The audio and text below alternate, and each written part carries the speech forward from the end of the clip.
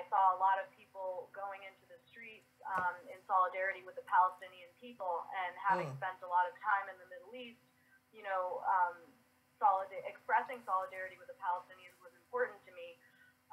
As I started going to those protests, I started getting to know a lot of the different organizers, and I started seeing the connections between the things that were happening internationally and what was happening in the United States with regard to, you know, racial and economic inequity, and how there's actually, you know, a global economic system at play that is profiting from things like going to war and, you know, expanding the prison system and things like that. So once I started to draw those connections, that's when, you know, that's when I realized that it's critical for us to, you know, unite across social divisions and take control over land and labor, so that we can have control over our livelihoods.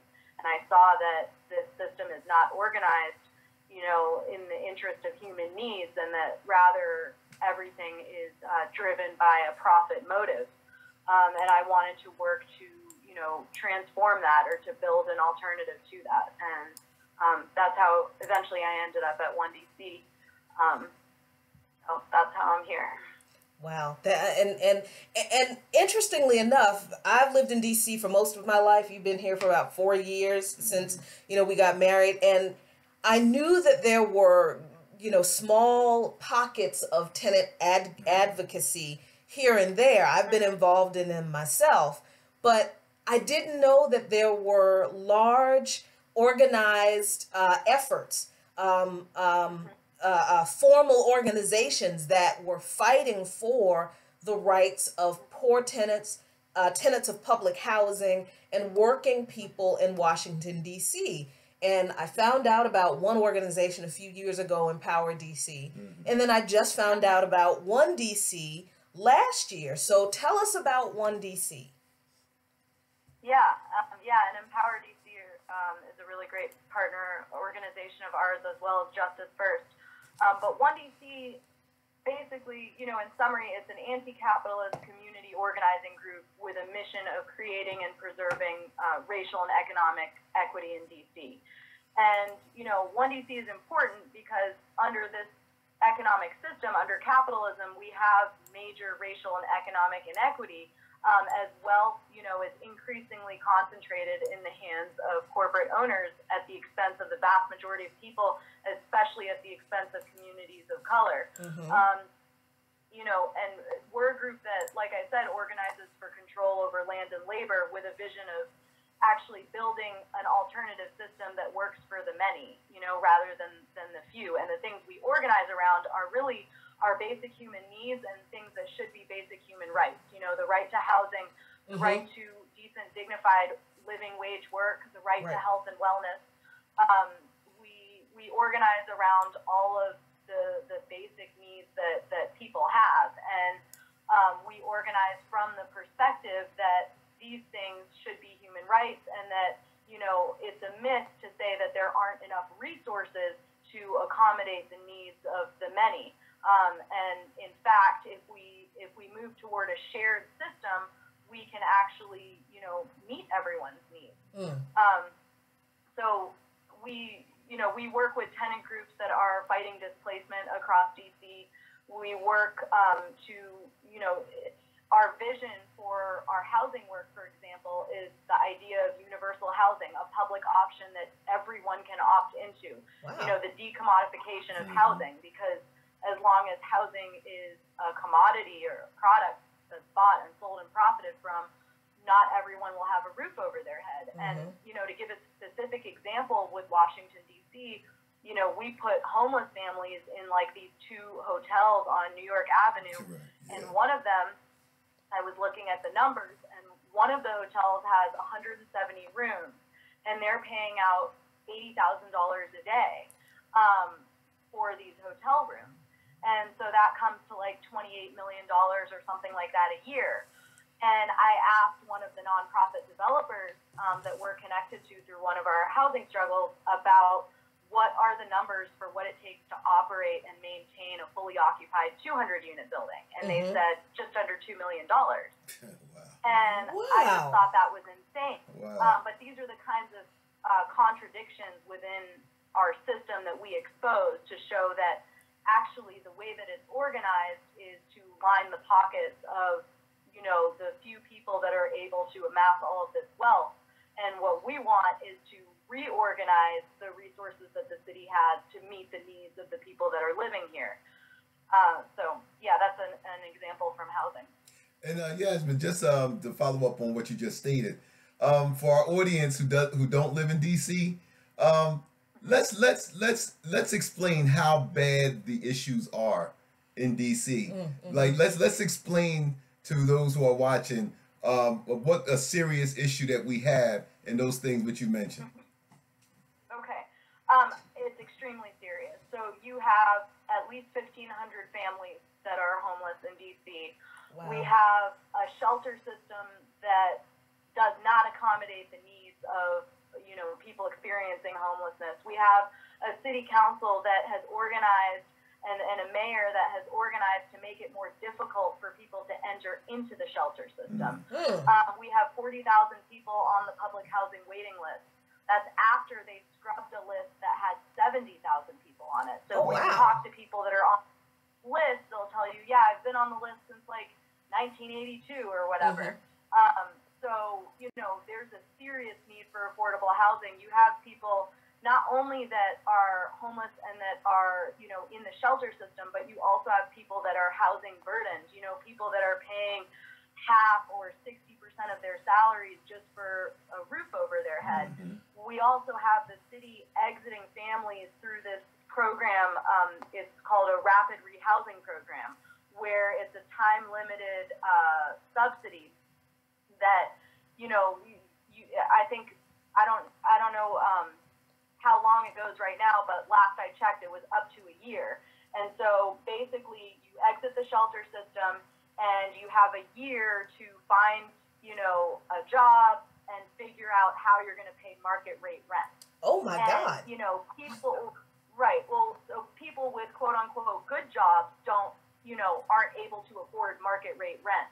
So it's just like a totally, you know, it's a program that ends up exiting people into slum properties that are controlled by actors like Sanford Capital, for example, which is the slumlord that has been operating the Congress Heights property. And then, you know, and then people end up right back in the shelter system because you can't find, there's not just work readily available that's going to cover the cost of market rate rent. And the market is completely out of control. I think last I checked, you'd have to make something like over $30 an hour and work every day of the year, like 100 hours a week or something like that to be able to afford a two-bedroom apartment in DC. There's an online thing where you can enter, you know, where you can look at a particular city and see what the market rate rent there is and see how much you'd have to work at minimum wage in order to live there. And so that's, you know, that's the situation in the nation's capital, where we have a mayor that claims to be the most progressive mayor on the East Coast, who runs her campaigns on the platform of affordable housing, but has repeatedly and consistently demonstrated that, you know, her administration sides with the developers and with, you know, with their plans for generating profit. Not, you know, the city doesn't, they came together and put together an economic plan that was like billions of dollars for DC potentially hosting the Olympics. Right. But they can't come together and come up with an economic plan to house everybody. You know, it just doesn't make sense. It doesn't add up. They talk about like supply and demand.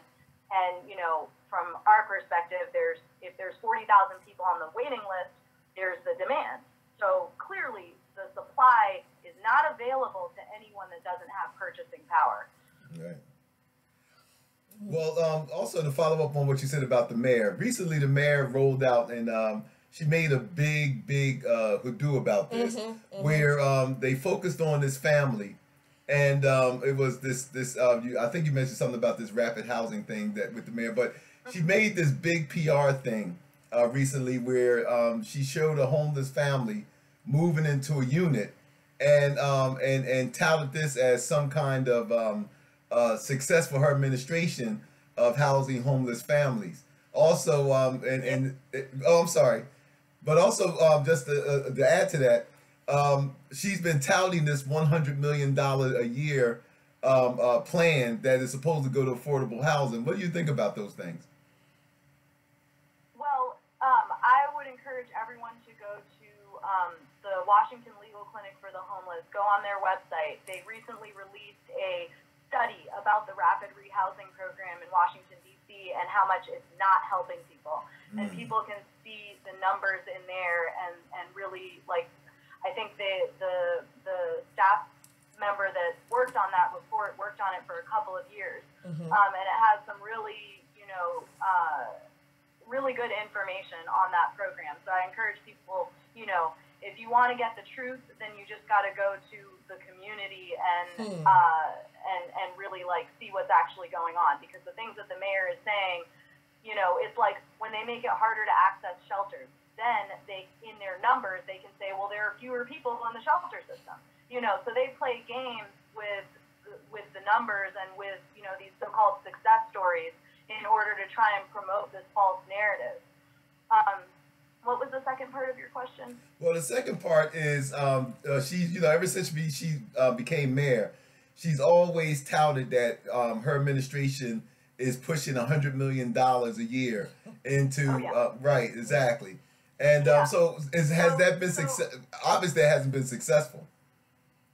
Yeah, exactly. So the Housing Production Trust Fund, I mean, that's all good and well, but if in the example of Brooklyn Manor, a property in Northeast DC, where the developer wants to, significantly cut down the number of affordable units and reconfigure bedroom sizes to eliminate family units. In that situation, the tenants simply want to be included in the redevelopment and want the developer to bring back the same number of affordable units when they do this luxury redevelopment. So when we sat down with the developer and said, we will partner with you, like the tenants want to partner with the developer and partner with their council member, Kenyan McDuffie, to get the financing, if necessary, to cover the cost of bringing back the affordable units one for one. And the developer said to the tenants, it's not a question of economics, because they could afford it if they wanted to, but it's a question of sociology. So what difference does this Housing Production Trust Fund money make to us when, we have developers basically running wild, and they're the ones who are making housing policy, and the DC Zoning Commission is rubber stamping every single redevelopment, regardless of whether or not it will result in displacement. So what I'm saying is, it's one thing to have a fund, it's another thing when you're looking at how like the system functions as a whole, and when you're looking at a situation like Brooklyn Manor, where the developer has made clear, the racist element of their redevelopment, to where they don't want working class Black people to be living in the redevelopment that they're planning, because they're planning for richer, whiter residents to come in. And I guess they don't think people will pay $3,000 a month or whatever they plan to charge for their studio apartments, when they're going to be living with working class Black people. I mean, they make it clear where they stand on that. And even, in that situation, the council member, Kenyan McDuffie, we said the same thing to him. We want to partner with Mid-City Financial to make sure that they have the money for one-for-one replacement. He said, I don't believe in replacing affordable units one-for-one. Imagine that. In the midst of an affordable housing crisis, a city council member says they don't believe in replacing the little affordable housing that we do have. And then he said that people need to learn self-sufficiency. So these are the narratives that are being perpetuated, by the government, by city officials, and, through their connections, through the mainstream media and all of that, about working class communities of color, that, that people are not working hard, that people, are criminals, that, no one's going to want to live with them or near them, and all of these things. So, when you have all of that, like, going on, again, like, Housing Production Trust Fund money, what use is that to the tenants of Brooklyn Manor in that situation? And also, I think Empower DC did, I think they did the numbers like a few years ago and found that it was somewhere around $3 billion to address the affordable housing crisis. I'm not sure what the numbers are now, but, you know, $100 million is not going to solve it. Exactly. Just a total reorganization of the way that housing policy is made to where developers are not making housing policy, but instead housing policy is being made based on the housing needs of the people in this city.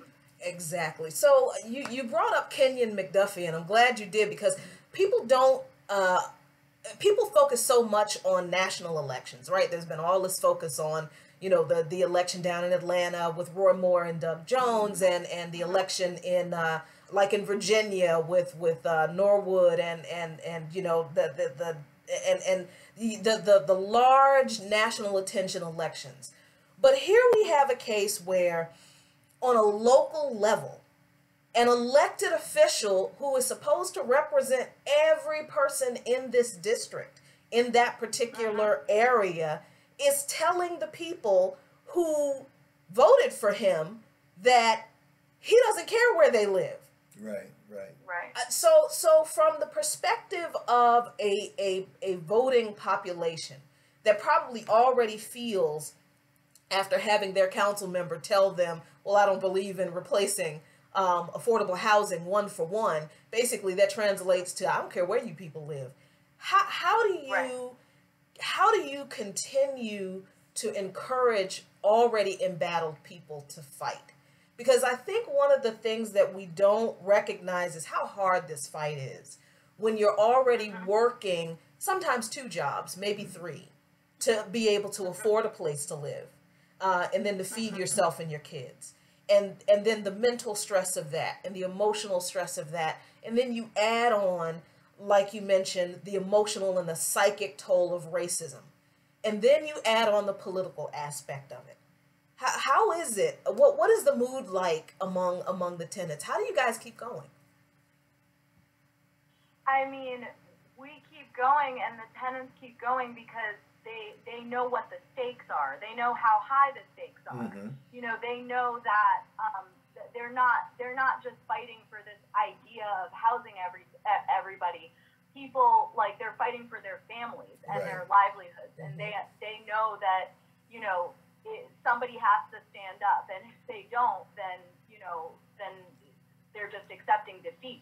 So people, you know, I think that the tenants have received a lot of encouragement from the widespread citywide and, you know, even from around the country, like through the People's Congress and also, you know, to some extent internationally from Palestinian groups that came and we hosted them here along with Brooklyn Manor tenants.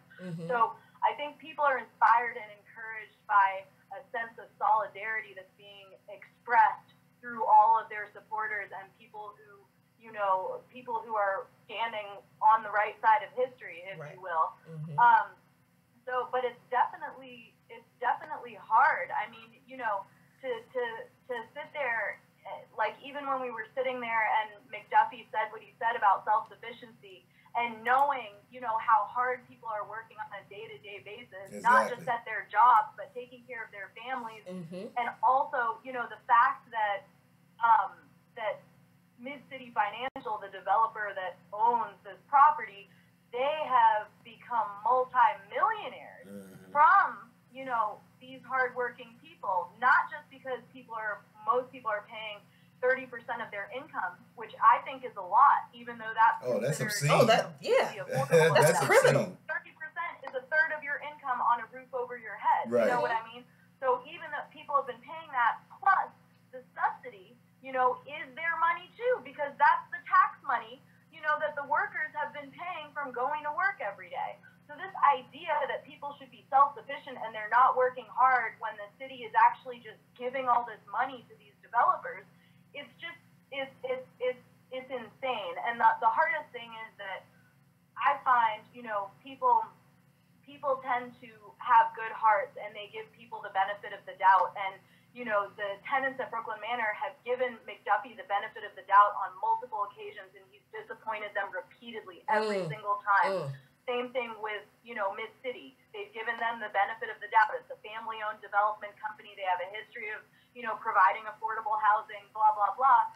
But they always expose themselves. So as the contradictions continue to be exposed by, these misrepresentatives of the masses, people become even more, encouraged to fight, because you can't ignore something. Once you see it, you just can't unsee it. And so, and plus, like, things keep happening on the property. So, for example, they have a private police force that they've hired to enforce these community rules. And this is a part of their displacement campaign because, when people break community rules, which are totally arbitrary, don't stand on the grass, don't lean on the fence. Right. If somebody barred comes to visit you, someone who's barred from the property, then you can get evicted. And so the private police force is there to enforce those rules and try and basically, like, get you a bad record so that there can be an excuse to take you to eviction court. So as things are happening to people on the property that are directly impacting their lives right then and there, they have to get involved in the organizing campaign because they have to defend themselves, because this is really, it's a state of war. It's brutal. And so, it's not like, to some extent, people don't even have a choice. You know what I mean? Like, when you're being attacked, like, we send out updates on a pretty consistent basis about, some of the things that are going on the property. So if you have a tenant who has received 3 notices of infraction for sitting outside, and now they're sending her, like, a notice to vacate, which means that if she doesn't stop sitting outside for 30 days at least, then they will take her to eviction court. She's going to get involved with the organizing campaign because she's got to defend herself against these people that are trying to evict her from a place that she's been living for like 16 years.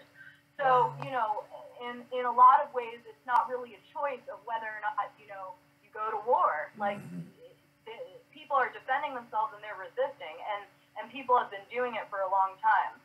So a lot of the tenants that I work with, they have actually a long history of organizing in the community for all sorts of different things, which is what, one thing that makes ONEDC, like, important and unique is that we're member-led. And so, we bring, me as an organizer, I go in with the institutional knowledge of the organization and with resources and things that can help formulate strategy. But, the tenants who are living this on a day-to-day basis, they're the ones that, are really leading the direction that we take.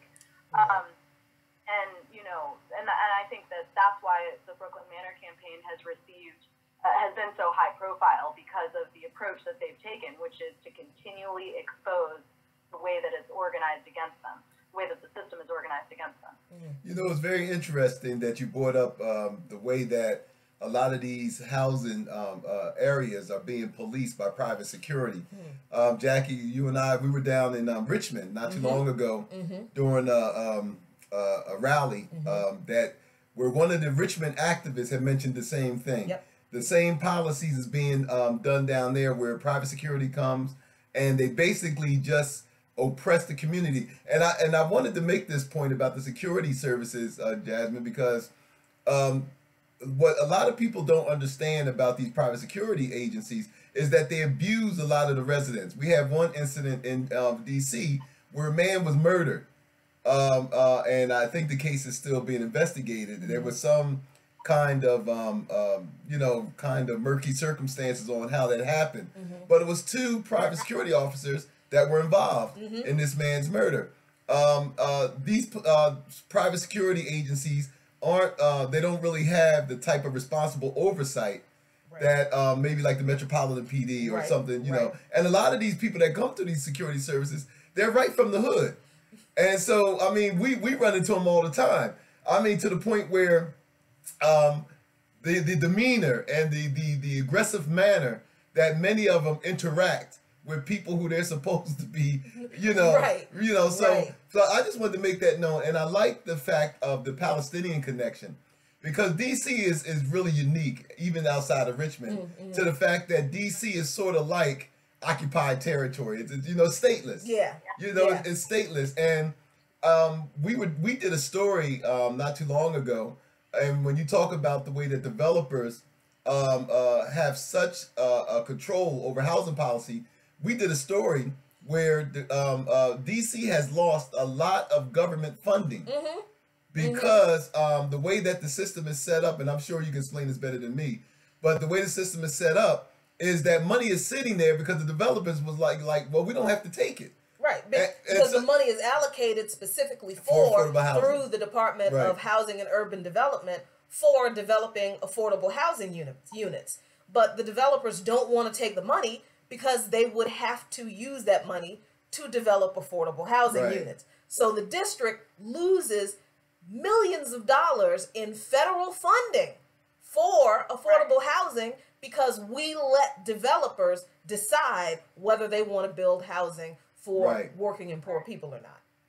Exactly, and that's why we support a public option. We think that the city should be a developer. We think that, you know, there's all these like negative connotations and associations with public housing, and that's because of the way that it's not maintained and the way that it's run. We could have beautiful state-of-the-art public housing with recreation spaces and sports facilities and green space and all of that stuff. We could have that. We could have, I mean, they have that in other countries. They have it in other places. You know, Singapore is one example. But, you know, there is just no reason. There's no economic reason other than the profit motive for why we can't house everybody right now and for why people can't access affordable housing. And, you know, that there's like another myth that's perpetuated that, like, it's like the millennials coming in and they're the ones who are against, you know, native Washingtonians and blah, blah, blah.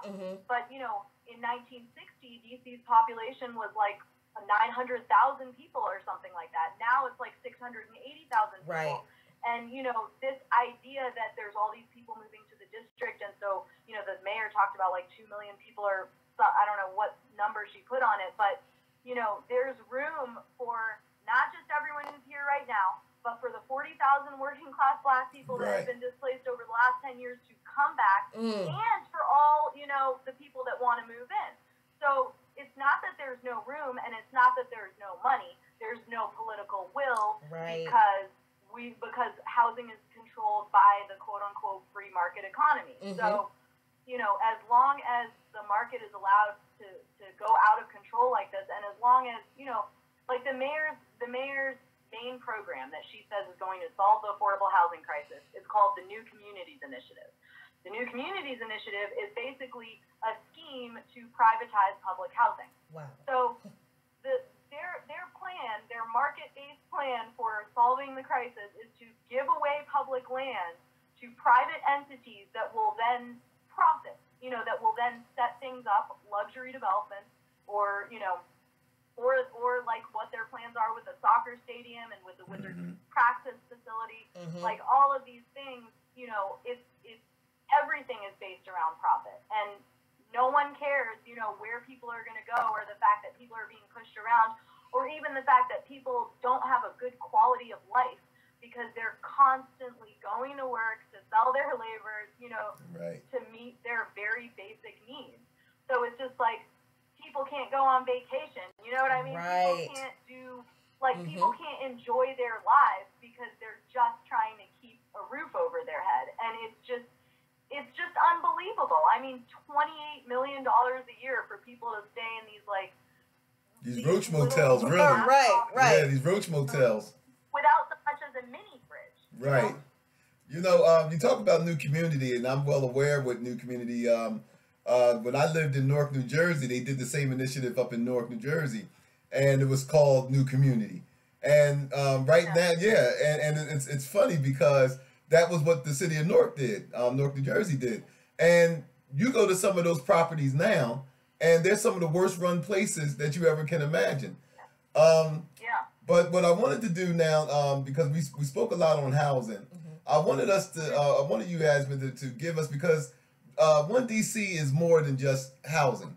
And so you have the People's Platform Manifesto, which I found, if we could institute that nationwide, that's amazing. I mean, all of our lives would improve. So could you give us, take some time to give us to just kind of go into some of the other principles that ONEDC stand for and the People's Manifesto?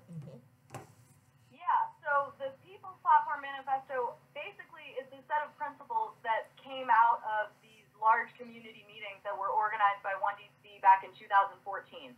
And that was where, a longtime DC residents came together and they discussed and agreed collectively on a set of principles around which they felt society should be organized if society were to be, organized in an equitable way. Right. And so these were the principles that were the culmination of, these community conversations, and we consider it a working document, so as we grow and expand and our membership grows, there may be principles that we add to the manifesto, but that basically is kind of like the nucleus of the organization. Okay. We want to ensure that political education or popular education happens through all of the organizing work that we do. So every month we have a People's Platform event that focuses on one of the principles in the manifesto, and so that's like collective community learning, so that everybody that's involved with us really can have a systemic analysis of what's going on. That people aren't just seeing what's happening at Brooklyn Manor, that's just like a one-case scenario just happening at that property. We want people to see the system as a whole, how housing policy is made, how resources are organized. And another key component of our work is the ONEDC Black Workers Center. And, we're working on purchasing the United Black Fund building in South Bay. Oh. Yeah, right by the Anacostia Metro. And so with our labor organizing work, we're trying to build like alternative economies. So for example, to tie that back to the People's Platform, our political education on labor is really showing how the value of our labor cannot be measured by money. It can't be measured by wages. It can only be measured by time. How much time does it take you to do X, Y? How much time does it take you to render the service or to build the commodity? We, you don't pay for a new shirt with money. You pay for it with time. So if I'm buying a shirt for $40, if I make $10 an hour, that's 4 hours of my life that I've used to pay for that shirt. Whereas someone that makes $40 an hour, they paid for that shirt with 1 hour. Oh wow! So we believe that people's labor should be measured as by time, as time for time. So we're starting this time banking program that we're going to be running out of the building, where we're going to have a lot of focus on the arts. So we'll have music studio, recording equipment, t-shirt makers, vinyl cutters, and things like that. And members of the community can access these things in exchange for volunteer hours. Wow. So 2 hours in the studio, 2 hours at Brooklyn Manor. So without exchanging currency. And then there's a larger DC time bank that we're encouraging our members to join into, where, people will be able to free up some of their resources, that's like, if you go into the time bank and you can get your oil change through the time bank, because there might be a mechanic in the time bank. And so, but you took 2 hours of that mechanic's time, so now you have to give 2 hours back to the bank, and you might do that through volunteer, or you might have some other skill that you're giving someone else.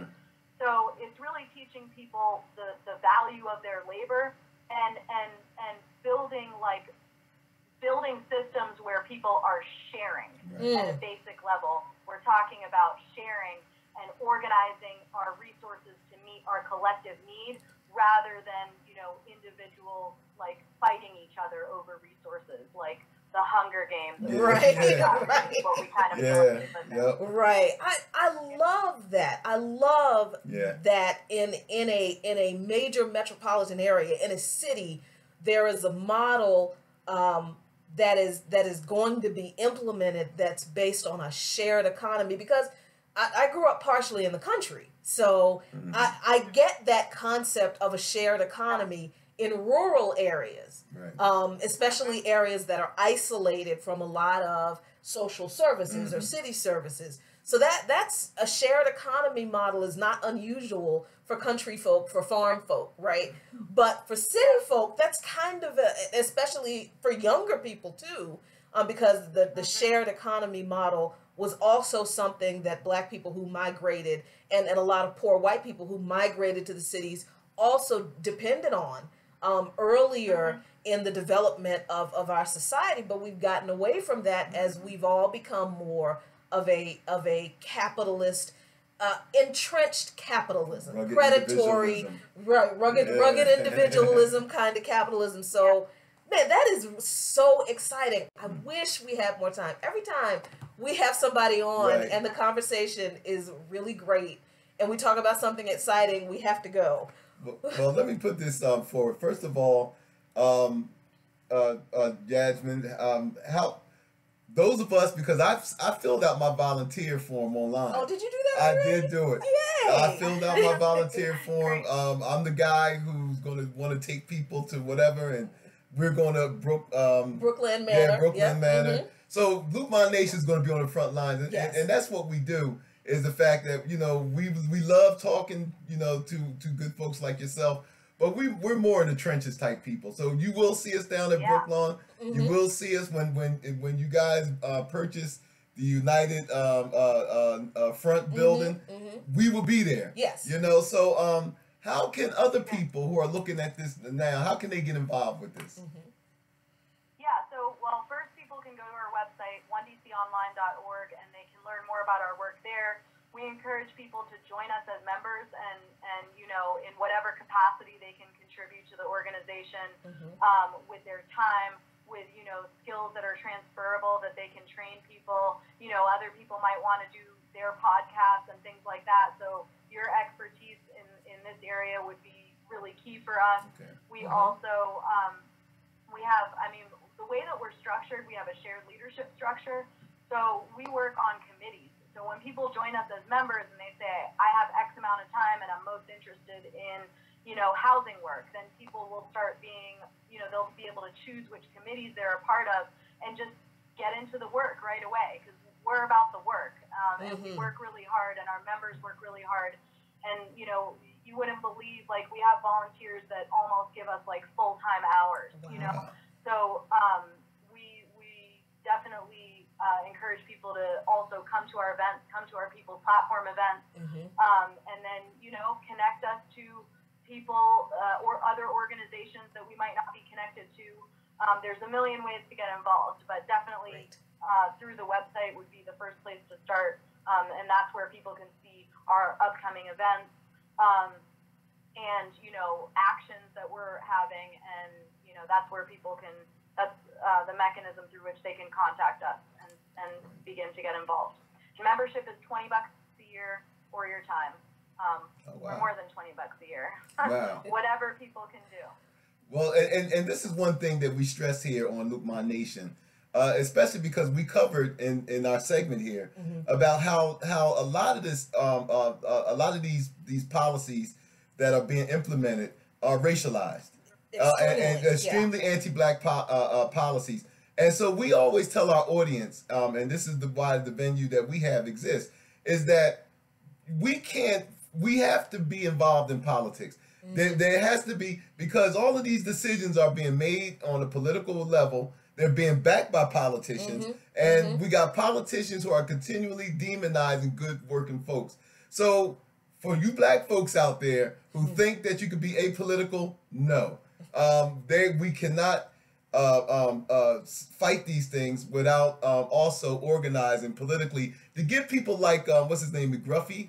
Yeah, right. That's his name, right? McGriff. Right? I'm thinking about the dog. What's that? McDuffie. Councilman McDuffie. All right. Well, that is the dog, McDuffie. Yeah, the crime dog, right? Yeah, McGruff. Well, anyway, we got to get people like him out. We got to make sure that we get politicians in there that truly represent us. And Yasmin, we truly respect you and those in your organization that continue to do the work that really a lot of people don't want to do. Exactly. This is stuff that it takes special people that got a special kind of heart to do this. And just for a personal thing, you say you're Moroccan American, and just a personal thing. I mean, my background, my religious background, is Sufi, and a lot of the Sufi. My Sufi organization is rooted in Morocco, so we have that connection there. Yeah. Yeah. So, but yes, Jackie, I always like for you to close. But I mean, this has been such an energizing thing for me that I am so hyped up. I know, and it's very exciting because where we're rushing off to is to go sit with Eugene Puryear on By Any Means Necessary, his show this afternoon. Great. So I mean, there is no way that we're gonna make it there and sit there for however long we're gonna be there and not talk about this conversation and the work that because that's also why we exist, to connect people who are doing the work together, and to let people know that even though people are doing this work in different places, it's all the same work. So we might as well work together. So, Yasmin, thank you so much for coming. Back. You gotta come back. It's not even a request. Yeah, you're going to come back. Hey, we're going to do you like Paulie on The Sopranos. You're coming back. And we will definitely come out to your offices. We absolutely want to do a tour of Bookland Manor. Yes. We will come in and broadcast some of the monthly events that you have. Anything that you would want us to do to help get your work out, to get more people on the side of working and poor tenants in this city, we are here for you to do it. Yes. So thank you so much for joining us today. Thank you for joining us. Thank you for your work. Thank you. And you guys in Luqman Nation, you know where to find us. YouTube, Twitter, Facebook, and Instagram. LuqManNation. Search for us on any of those platforms. We will be live again on Sunday. And who knows, maybe we'll be live again before then. But until then, thank you all very much for joining us. Thank you, Yasmin Mrabet, for joining us. You all take good care of each other. Peace. Peace.